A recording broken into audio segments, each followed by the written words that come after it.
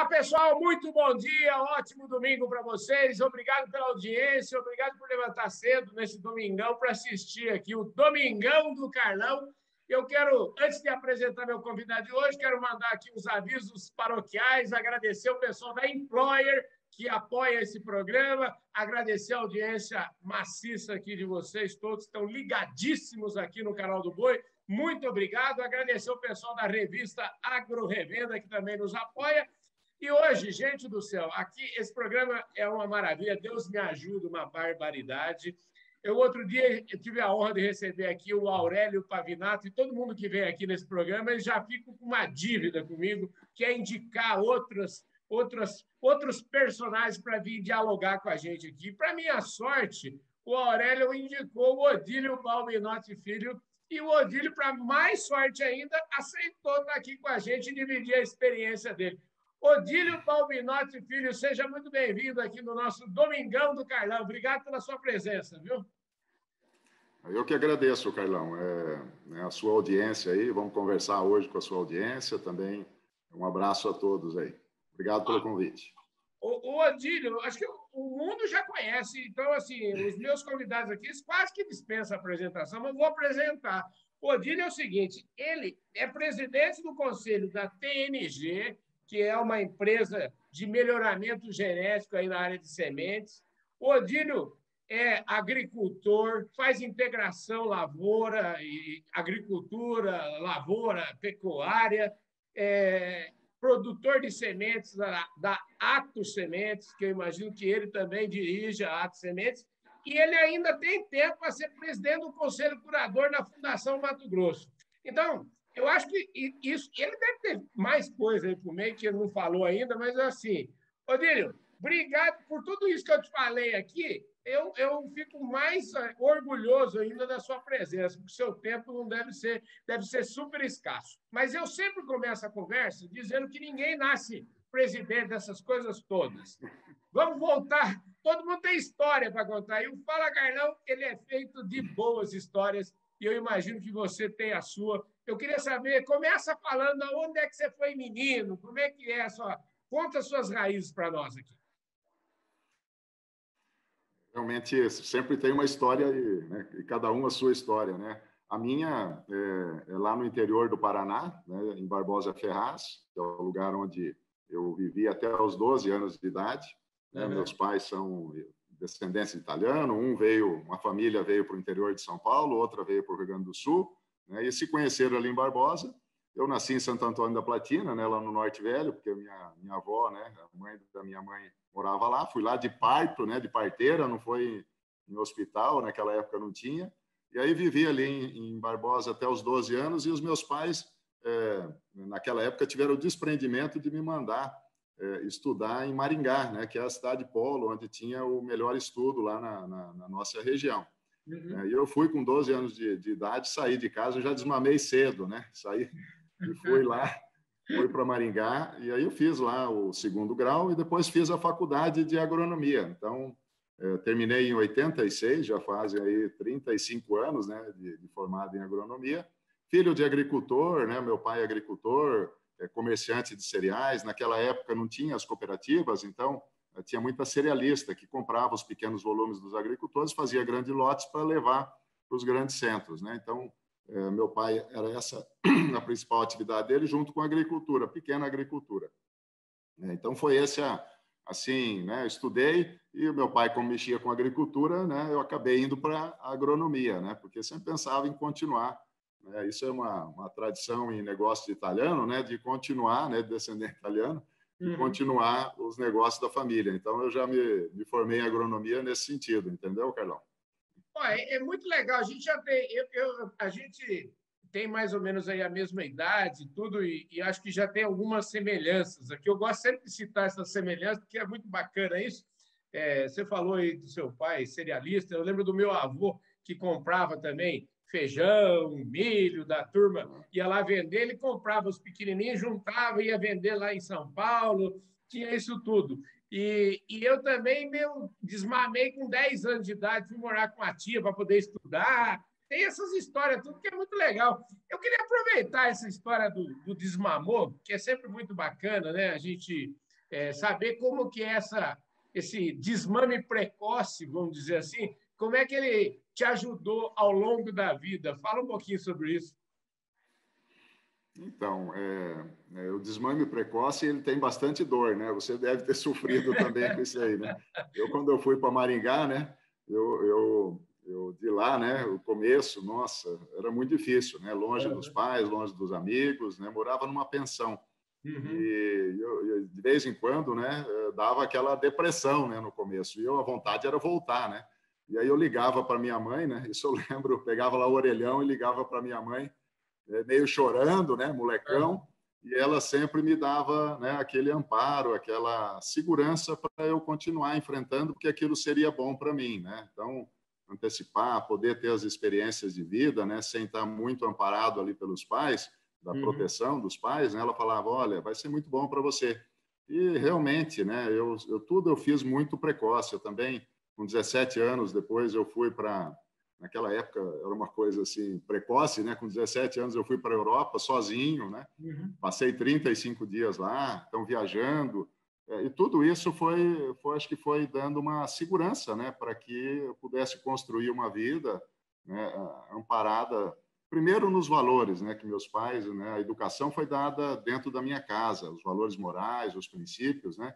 Que me sustentaram, porque tem essa coisa também, né, Carlão? A gente sabe que os pais, às vezes, ficam preocupados com drogas, manda o filho para uma outra cidade, fica com medo, né? Porque os pais têm essa preocupação. Mas como os valores eram muito bem construídos dentro de casa, né? Graças a Deus, a gente conseguiu passar por tudo isso, né? E realmente amadurecer mais cedo, né? Eu sempre fui, quando eu me formei, né? Eu gostava de me relacionar com pessoas mais velhas, né? Já porque a experiência dos mais velhos sempre me ajudaram, né? E lá nessa pensão eu tinha um pessoal bem mais velho, do IBC, eu lembro até hoje.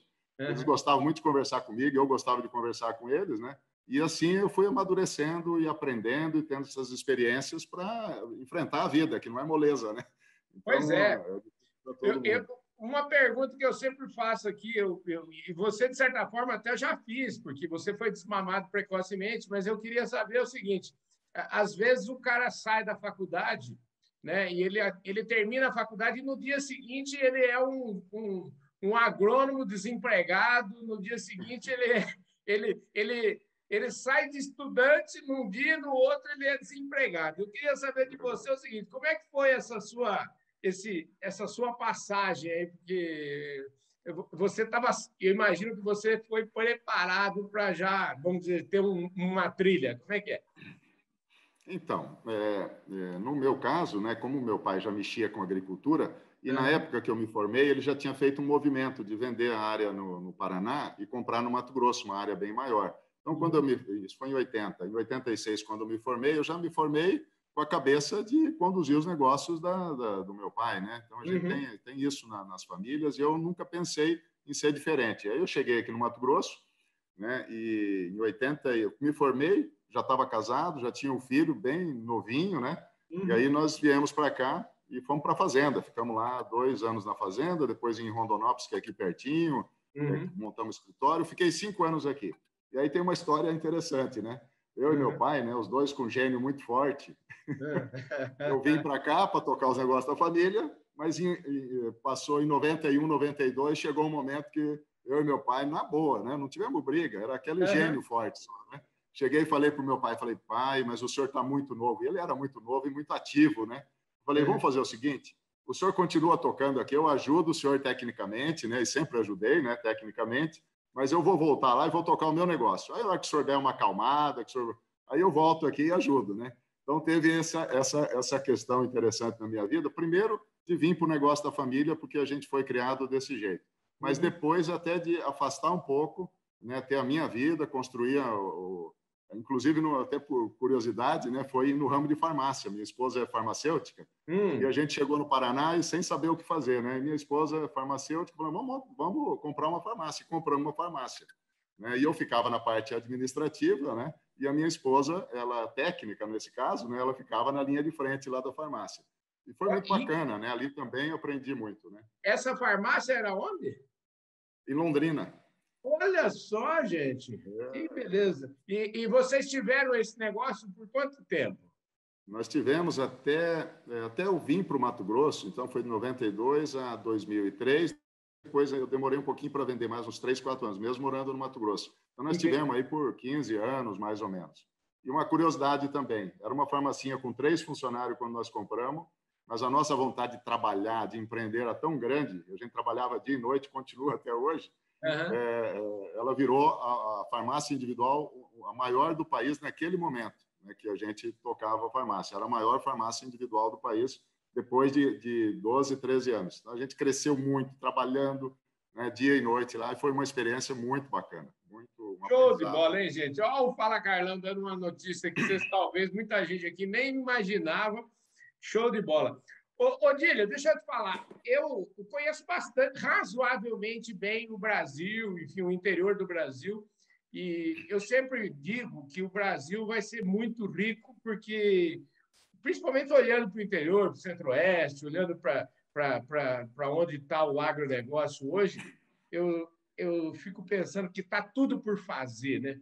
Se a gente vai, sei lá, você vai para os Estados Unidos, você vai para a Europa, quase que está tudo pronto, não tem mais nada para fazer, né? Mas aqui está tudo para fazer. Não tem estrada, não tem porto, não tem aeroporto, não tem... Isso eu estou falando, essa impressão, eu estou falando hoje, no ano 2021. Eu estou falando, sei lá, vamos imaginar que eu estou falando da última vez que eu andei no Brasil, que foi antes da pandemia, de lá para cá eu só fiquei fechado aqui, mas vamos dizer, o Brasil continuou, está nesse pique. Agora eu estou falando 2020. Então, eu fico imaginando 40 anos atrás, quando vocês chegaram aí, quando seu pai chegou no Mato Grosso. Então, eu queria que você começasse falando dessa história de Mato Grosso, falando dessa um pouco. Eu fico imaginando a dificuldade que era 40 anos atrás. Se até agora não é fácil, imagina 40 anos. Como é que era isso? Realmente, né? Eu concordo com você, viu? Nós estamos mal começando, né? Eu falo da agricultura que é super competitiva, e nós estamos mal começando, né? O pessoal que se prepare, né? O Brasil está só começando.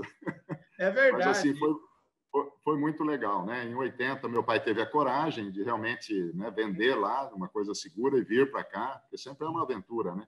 E como você falou, não tinha infraestrutura nenhuma, né? Era muito difícil mesmo, né? E foi uma saga, né? Foi uma saga. O meu tio que veio no início, né, enfrentou ali muita dificuldade. Eu vim em 86 ainda, era bem difícil, né? E a gente mas foi se organizando, foi crescendo, né? Eu lembro até, você falou aí do começo, né? A gente não pode esquecer o começo das dificuldades. Hoje está tudo mais bem organizado.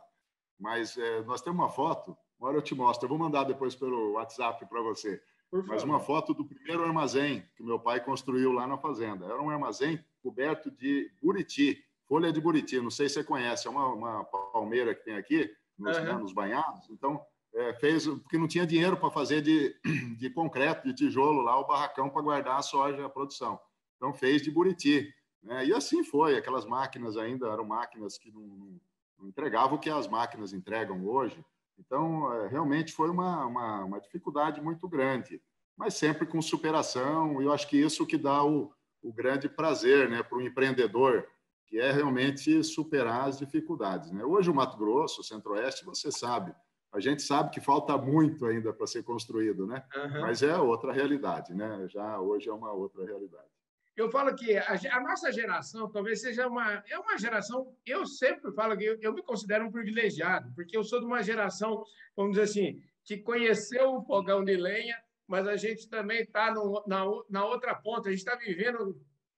Eu falo sempre o seguinte: olhando só do ponto de vista da comunicação, por exemplo, que é a nossa praia por aqui, né? A gente fala assim: eu sou de uma época que era telex, depois veio fax, depois veio o telefone celular que pesava uns 3 quilos, depois veio a televisão via satélite, via parabólica, falando de agronegócio, depois veio aquelas internet de escada, e assim, e depois veio tudo o resto que a gente sabe que tem aí, redes sociais, tudo.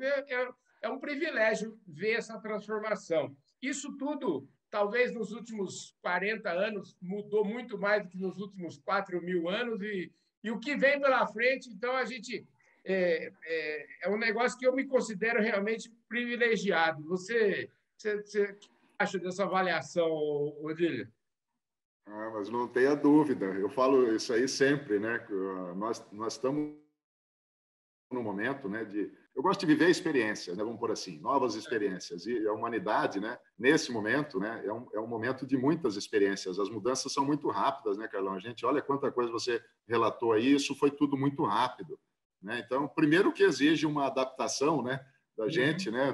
Você tem que estar em mudança constante, que não era uma coisa lá para trás, né? A gente vê que as mudanças aconteciam com um tempo maior. Então, as experiências de vida também eram menores, né? Hoje a gente tem muita coisa acontecendo, né? Você vê até uma pandemia, que é uma coisa muito triste, mas a gente pegou, né? Está tendo também essa experiência, né? Que até por um outro lado, mas a vida é isso, né? A vida é você viver experiências. Então, realmente, a nossa fase aí é uma fase muito bacana, né?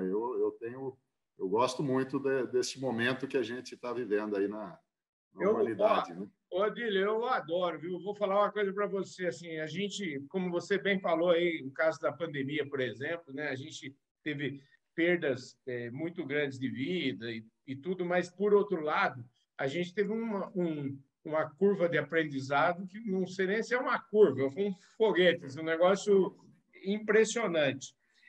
Olha, vamos falar um pouquinho. A gente está aqui. Esse assunto é tão palpitante, né? Se a gente se largar, a gente fica aqui só falando desse tema de transformação, mudança. A gente vai voltar nele, mas antes, agora eu quero falar um pouquinho de negócio com você, porque vocês chegaram aí em 1980, eu imagino 80, 86, quando você chegou, devia ser facinho comprar semente, por exemplo. Então, eu queria saber um pouquinho agora. Começa a falar um pouco dessa história, como é que chegou na construção daquilo que a gente hoje chama Atos Sementes, mas nem sempre com esse nome. Eu queria que você agora falasse um pouquinho do tema a que viemos, vamos dizer assim. Legal, a gente veio para fazer agricultura, né? Como eu falei, né? O meu pai vendeu lá a propriedade, ele chegou aqui e o problema de infraestrutura também era uma infraestrutura, vamos pensar assim, insumos, né? No caso, a semente. A gente chegou aqui e tinha uma dificuldade muito grande de achar cultivar, que você queria, né? Eram poucas e poucas opções, mas também de achar a semente com qualidade. Então, poucos produtores, ainda com tecnologia, né, incipiente, uma coisa muito ainda frágil, né? E a gente, desde aquele momento, viu a oportunidade de fazer semente. No primeiro momento, foi para atender ali a nossa região, né? E foi assim que começou o nosso negócio. Em 81, nós já viramos produtor de sementes, né? Nós fazíamos agricultor, mas todo voltado para a produção de sementes para vender para outros agricultores que tinham a mesma dificuldade que a gente enfrentou quando chegou aqui. E assim começou, né, Carlão? E a gente foi daí crescendo junto com o Centro-Oeste, né? Junto com o Mato Grosso, com as regiões aqui onde a gente fornece semente. Então, nós saímos lá. Meu pai, né, quando chegou, ele comprou uma fazenda de 2.700 hectares, até uma boa propriedade já naquele momento, mas chegou ao longo desses 40 anos a uma área hoje de 5.000 hectares, toda ela voltada para a semente, né? Nosso foco, a gente focalizou isso, era sempre produção de semente. E uma coisa que tem a ver até com os nossos valores, né?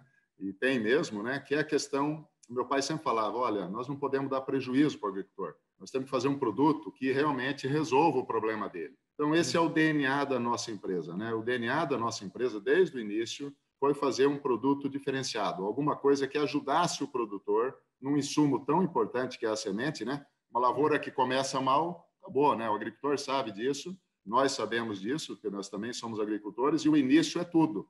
Então, a semente, além de carregar todas as tecnologias que carrega hoje, ela é o começo de tudo. Uma planta bem, né, estabelecida, ela está lá com todo o potencial. Aí vem todo o manejo, fertilizantes, tudo é importante. Mas se você não tem uma base bem construída, aquilo, né, você vai ter dificuldade. Então, esse pensamento por trás de fazer uma coisa realmente de resultado, de não dar prejuízo para o agricultor, ele acabou nos impulsionando para trabalhar com qualidade, assim, num nível muito alto. Cientificamente falando, né, a gente montou o laboratório lá no começo, nosso laboratório de sementes, né, já foi o primeiro do Brasil a ter ISO 17025, ou seja, a gente investiu muito em fazer um produto diferenciado. E é assim que o agricultor, né, a gente conseguiu crescer por causa disso, e é assim que o agricultor nos reconhece, uma empresa que tem essa preocupação em entregar um produto diferenciado. Então, foi assim, uma saga, né? Nada acontece do dia para a noite, né?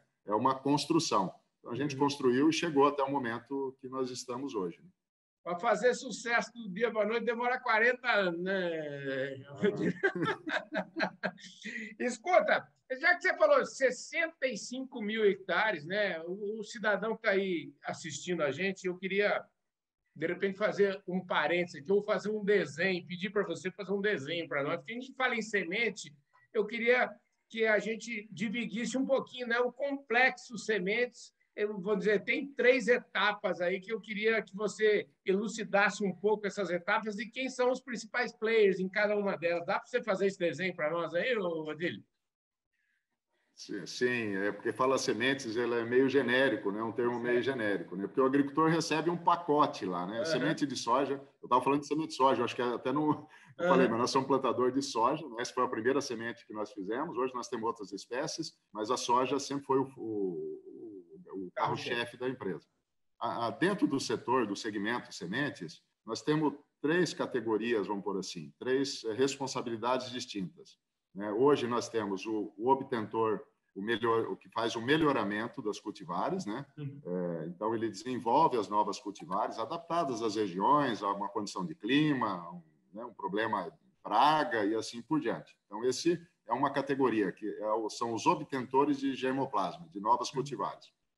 Tem um outro segmento que é mais recente, que é o de biotecnologia. Então tem as empresas, né, que produzem os eventos biotecnológicos, que são colocados nesse germoplasma. Então, normalmente, as empresas de germoplasma se licenciam dessas grandes empresas de biotecnologia e pega aquele evento e coloca também, além de fazer o melhoramento da adaptação, ele também põe esse gene dentro das cultivares. Né? E aí, essa empresa de genética, Carlão, ela faz um volume pequeno de sementes, né, que são as novas cultivares.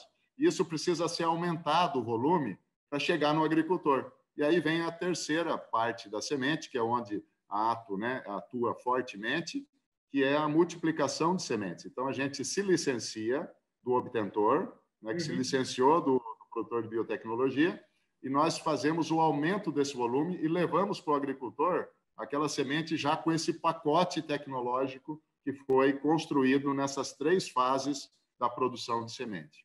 Muito legal. Acho que agora sim tem um desenho. Então, você tem assim, a pontinha da pirâmide, que eu imagino que seja grandes multinacionais aí que estão nesse negócio.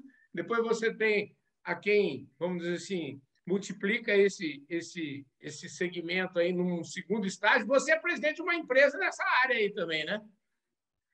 Sim, no segundo estágio, né, que é o de germoplasma, de melhoramento, nós somos o Grupo Ato, né, que é a nossa holding, ela é sócia também, é um dos acionistas da TMG, Tropical Melhoramento Genético, que é uma empresa que está nesse segundo segmento, né, concorre aí com grandes multinacionais, com empresas, né, de outros países e algumas empresas brasileiras, né, com soja, milho e algodão. Ela trabalha com essas 3 espécies, né? E eu sou presidente atualmente do conselho de administração dessa empresa. Além de acionista, eu sou o presidente do conselho de administração. Maravilha. Eu fiquei imaginando, quando a gente fala concorre com esses grandes, é muito bom ter concorrente assim, top de linha, né? Que concorrente bom é que faz a gente acordar cedo, né, Odílio? É muito.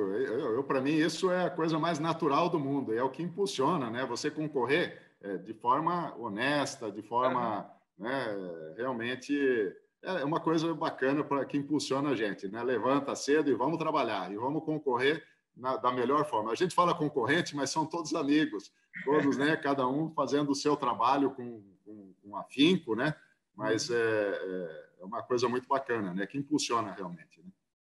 Eu queria falar um pouquinho agora da Ato Sementes. Assim, você até eu quero que você antes posicione um pouquinho, porque existe uma história aí de transformação, inclusive até no nome eu queria que você contasse essa história e depois, na sequência, falar um pouquinho do produto em si, que vocês entregam muita inovação, muita tecnologia para os clientes de vocês, né?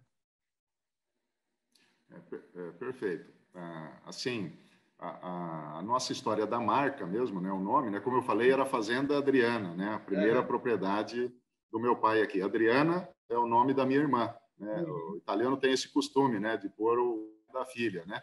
E aí veio por 40 anos a Sementes Adriana, né, que é a nossa marca. E agora nós mudamos, né, recentemente para Atos Sementes. Aí por que mudou, né, Odílio? Que é uma marca super conhecida, super respeitada, seria até cômodo a gente continuar. Mas alguns motivos, né? Um dos motivos é que é o nome de uma pessoa, né? E isso, quando você começa a crescer muito, hoje a gente exporta sementes, essa marca não era uma marca que a gente conseguia registrar, porque nome de pessoa você não consegue registrar, proteger. Então, nós precisávamos de uma marca que pudesse ser protegida, né? Para que você vá para outros países sem nenhum problema, né?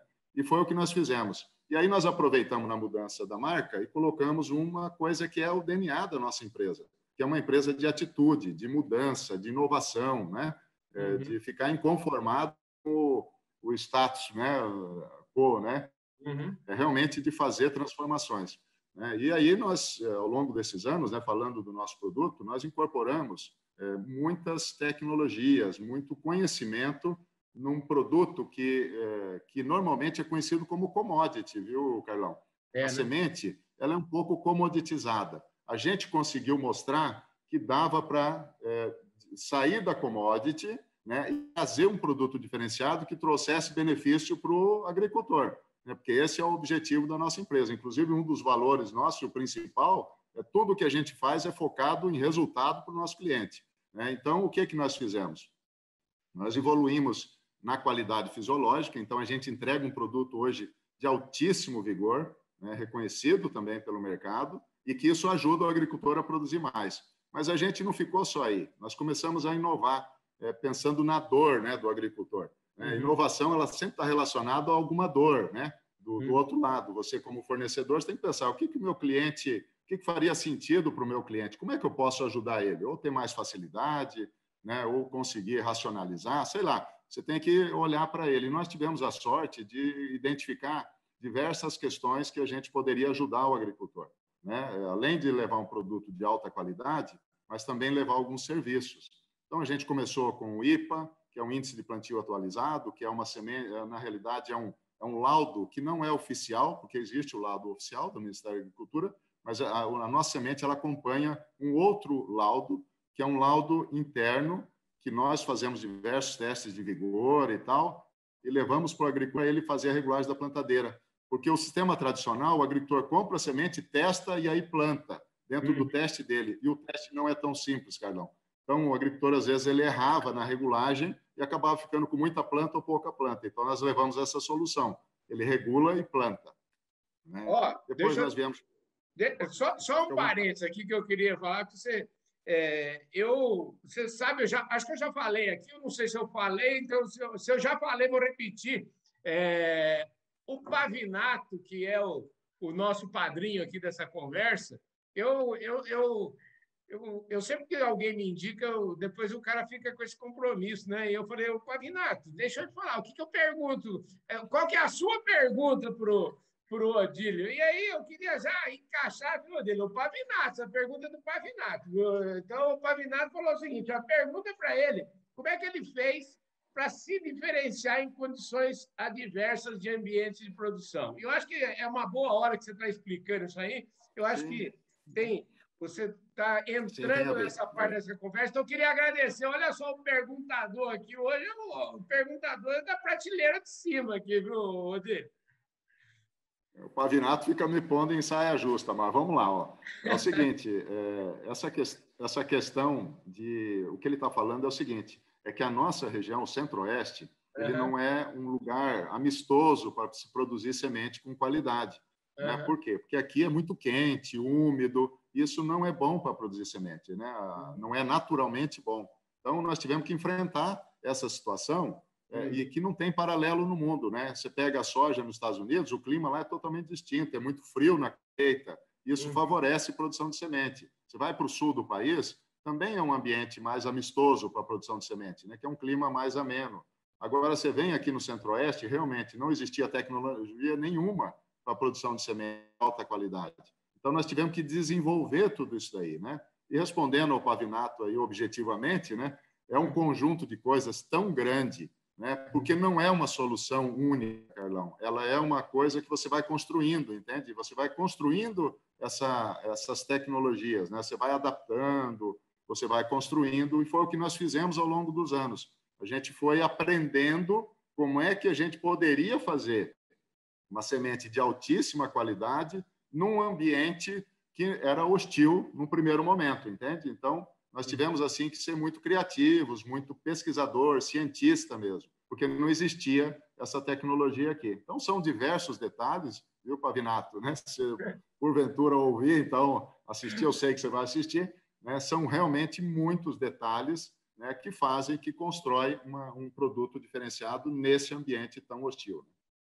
Espetacular, viu? Ó, deixa eu te falar, o nosso programa aqui é a tragédia é o seguinte, a tragédia do nosso programa é o tempo, né? Mas assim, já estamos entrando aqui nos descontos da nossa conversa e assim, se tem uma coisa que faz a diferenciação, você falou de commodity e tal, mas você é um cara que eu já sei que o mercado te conhece como um cara inovador, um cara que, né, não ficou, como nós falamos aqui, a gente tem um privilégio de viver numa época de grandes transformações, mais do que mudança. Nós vivemos transformações gigantescas que, se você não tiver preparado, você vai no meio da onda aí, é fácil. Eu queria saber de você o seguinte: você já deu uma pista aí, quer dizer, você transformou um negócio que era commodity num negócio de marca. Hoje eu fico imaginando que o agricultor ele quer a semente da Ato por uma série de razões. E eu queria que você falasse quais são essas séries de razões. E eu acho que tem a ver também com o processo de serviço, né? Vocês estão dando serviço para os clientes, falar um pouquinho de digitalização, enfim. Eu estou te dando uma oportunidade para você. Eu espero ter levantado uma boa bola para você cortar aí, viu, Odílio? Mas eu agradeço aí, viu, Carlão? Eu sei que já está no tempo final aí, mas vamos Não, lá. fica tranquilo, vamos falando. Mas o que acontece é o seguinte: é uma construção também da confiança, né? Eu acho que eu coloco a primeira coisa, que é a confiança. Eu acho que esse é o ponto mais importante. A gente, ao longo de todos esses anos, construiu uma confiança, né? Com atitudes sempre muito transparentes e honestas. Então, acho que esse é o grande, é um grande diferencial. Nem vou falar diferencial, mas é uma coisa que marca muito a nossa empresa e que atrai, né, pessoas com o mesmo pensamento. Então, a gente vai aumentando a clientela e assim por diante. Então, eu fico muito contente, porque são relacionamentos com os nossos clientes de confiança mesmo. E, é lógico, a gente leva tecnologias que atraem. Como eu falei para você, são as soluções, né? As soluções de precisão, como é o caso do IPA. Nós criamos o sistema planta aqui, nós invertemos o sistema de comercialização de semente, né? Foi mais de 15 anos e super inovador, onde o agricultor faz o planejamento de quantas plantas ele quer comprar, não é semente, não é quilo, plantas, né? E isso hoje nunca foi copiado, né? Porque é muito difícil mesmo você chegar a esse ponto, mas o agricultor faz o planejamento dele lá e ele recebe um volume de semente para plantar e fecha a área, né? Então, é uma coisa muito bacana e simplifica o processo de comercialização. Já sabe o custo antecipadamente. Depois nós criamos o Protege, que é uma garantia estendida. Ou seja, a gente tem tanta confiança no nosso produto que nós, para os nossos clientes, eles, por uma adesão, eles fazem uma adesão simples, sem nenhum custo, eles têm uma garantia estendida, que é como se fosse um seguro, né? Onde se ele tiver algum infortúnio, que não seja qualidade de semente, isso tem Código do Consumidor, não precisa de garantia estendida. É para realmente infortúnios, porque semente ela vai lá para o solo e pode não chover, pode ter uma chuva pesada, pode aplicar um defensivo errado lá e matar a planta. Então, tudo isso é protegido, a gente chama protege, e a Ato fornece a semente para ele sem custo algum, se acontecer algum acidente desse. Ou seja, a gente foi levando, né, soluções que são serviços, né, mas serviços que dessem mais tranquilidade, que dessem mais confiança, e o agricultor não pode errar. Então, quando ele se relaciona com a Ato Sementes, eu acho que esse é o ponto forte, o risco de um erro ele fica muito reduzido, né? A gente não é infalível, mas a gente trabalha com muita honestidade no sentido, né, de levar para ele um produto que dê segurança, além de todos os serviços. Então, foi assim que a gente construiu. Aí você falou de digital, né? Nós temos aqui uma característica na empresa de sempre eu fui muito de software, a gente constrói softwares internos e assim por diante, e de lidar muito com informação, viu, Carlão? De fazer uma gestão da empresa baseada em informação. Então, o que acontece? Em algum momento, nós começamos a ter software de relacionamento com o cliente. Então, o sistema planta é todo ele feito dentro de um software que foi desenvolvido na empresa. O Protege, mesma coisa, é um software que foi desenvolvido na empresa. Aí, o que não aconteceu? Chegou o momento da agricultura digital, né? Aí nós falamos, poxa, nós temos um monte de coisa, dados que vêm do agricultor, que nós queremos devolver, né? E aí nós começamos a criar produtos digitais, soluções digitais para o agricultor. Então, virou um outro produto. Não é do segmento da semente, mas é um produto que tem tudo a ver para apoiar o agricultor nas decisões, na organização dele. Então, nós criamos o Plantap, né? Agora estamos com a Ato Technology, que está criando umas soluções de clima, né, para ajudar o agricultor no dia a dia, nas decisões dele. Ou seja, a gente está levando também soluções digitais que é baseado no nosso DNA, né, de trabalhar com dados, com informação, né, organizada para fazer uma gestão mais sofisticada. Então, estamos levando isso também para o nosso cliente. Que legal. Esse negócio da digitalização aí que você está levando para o cliente, dá a impressão que já é uma startup aí dentro, isso aí vai virar um negócio, ou já virou um outro negócio, ou é só, vamos dizer assim, um regalo para os atuais clientes? Como é que é? Olha, Carlão, começou como mais um serviço, né, para o nosso cliente. A gente sempre procura facilitar, mas já virou um negócio, né? Então, você perguntou, nós temos hoje uma empresa dentro do Grupo Ato, uma empresa que chama Ato Intelligence. Essa Ato Intelligence, ela lida com produtos digitais. Lá dentro nós já temos 3 produtos digitais, né? Um deles é o Plantap, que é esse que eu falei, tem outros, né, que a gente está montando, e são startups mesmo. Só que o Plantap, só para você ter uma noção, a dimensão do que é quando você encaixa uma boa solução digital, né? Com 2 anos de vida do Plantap, nós já temos hoje mais de 13 milhões de hectares nas últimas 4 safras, porque pode lançar retroativo. Nas últimas 4 safras, tem mais de 13 milhões de hectares de lavouras de soja cadastradas dentro do Plantap. Ou seja, é uma das maiores plataformas hoje, né, de digitais para lançamento de dados, né, e compartilhamento e assim por diante do mercado, né, em 2 anos. Então, o digital também tem disso, né, muito rápido. Mas virou um negócio, realmente. É uma atividade separada da Ato Sementes. E esse negócio do digital deve estar ajudando muito o produtor, porque eu fico imaginando que deve ter, além das coisas técnicas atreladas à semente, eu imagino que você já deve ter colocado lá uma pitadinha de gestão também para ajudar os produtores, né, Odílio? Perfeito. Né? O digital, o agricultor, né? A gente fica meio reticente, porque é mais um serviço, né? Parece que é mais um serviço dentro da propriedade. Mas eu falo para os meus amigos, os agricultores em geral, tem um monte de soluções no mercado.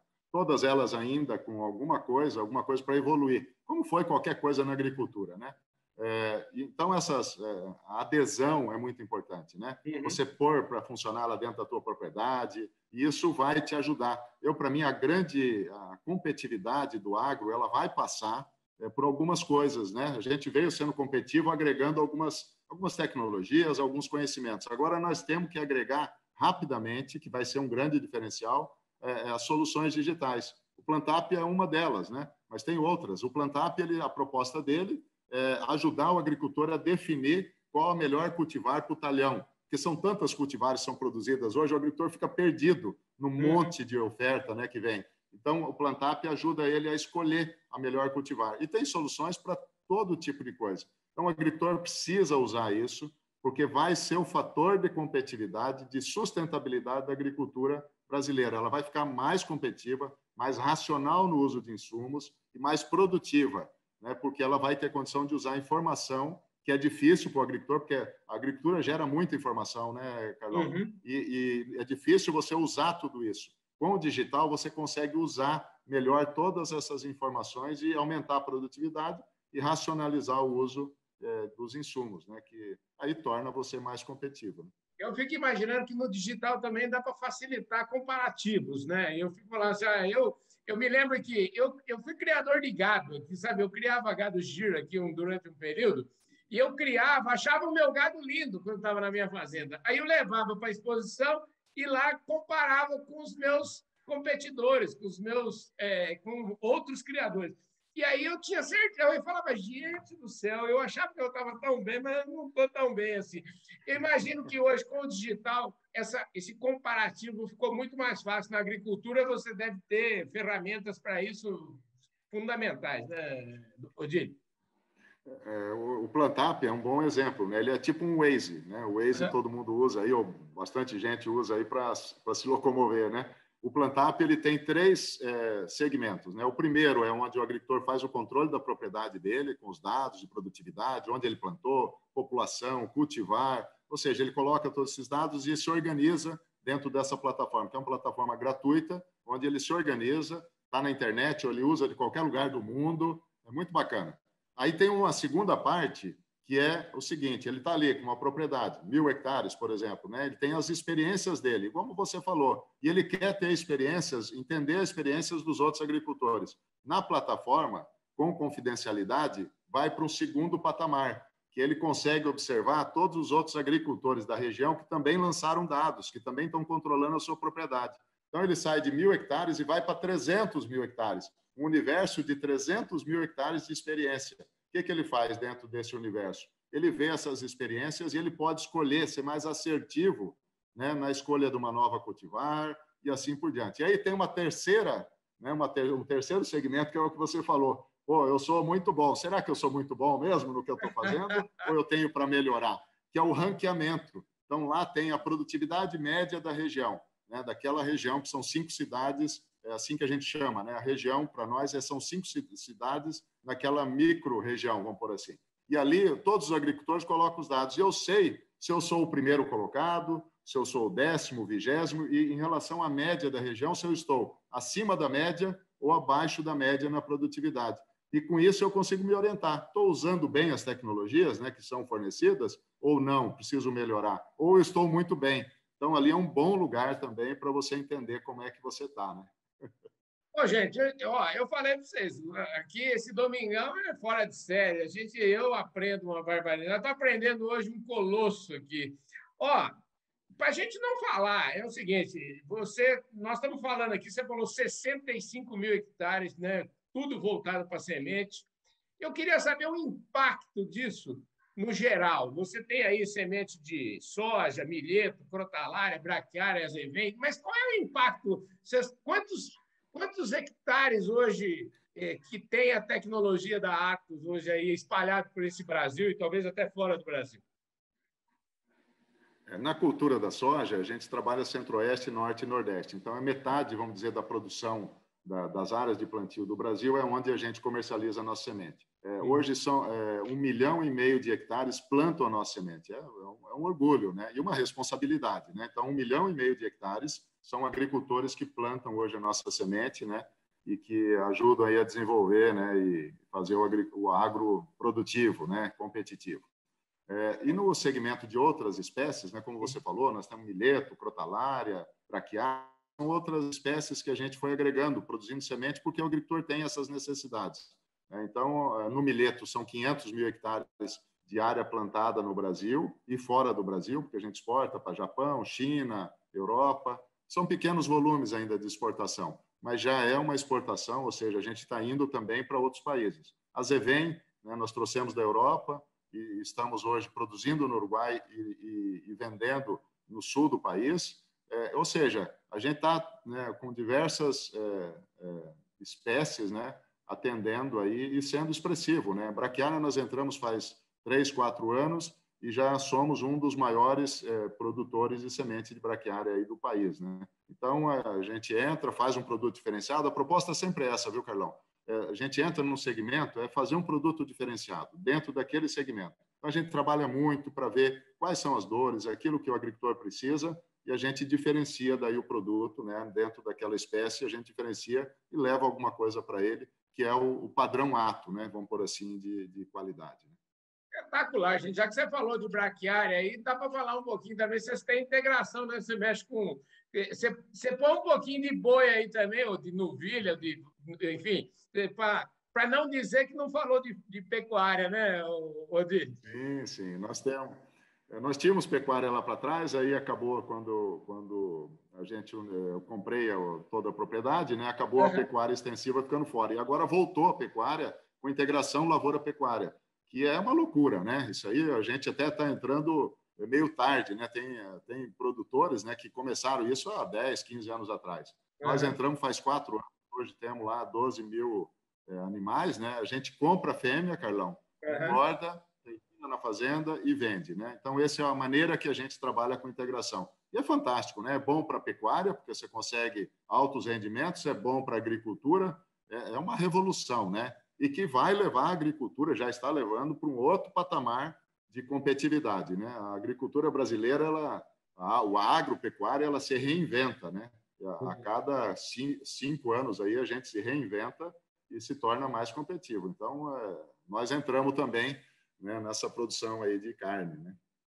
Para a gente fechar a nossa prosa aqui, a gente falar de reinvenção, eu acho que eu falei aqui lá no começo que ele era presidente da Fundação Mato Grosso, presidente do Conselho Curador.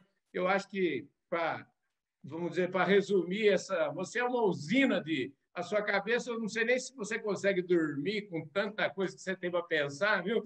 Mas, assim, como é que a Fundação Mato Grosso contribui com tudo isso que nós falamos aqui?